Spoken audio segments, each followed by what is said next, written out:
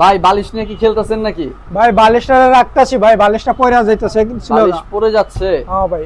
আচ্ছা, এটা কি সোফা নাকি ভাই? এটা ভাই এটা ফিক্স সোফা। কি সোফা বলে?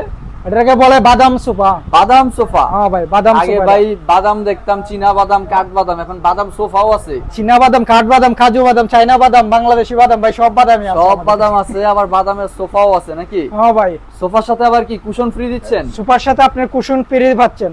মানে মুড়ি খেলে যেরকম আগে ঠোঙ্গা ফ্রি দিত, ঠোঙ্গা ফ্রি, এখন সোফার লগে বালিশ ফ্রি। সোফার সাথে কুশন ফ্রি। হ্যাঁ। তো এটা কিভাবে কি ভাই, সোফাটার মধ্যে কি ব্যবহার করা হয়েছে একটু বলবেন? সোফাটার ভিতর আপনার কেরোসিন কাঠ, গর্জনের পেলাই, আচ্ছা, তারপর আপনার 3 ইঞ্চির আবার পম।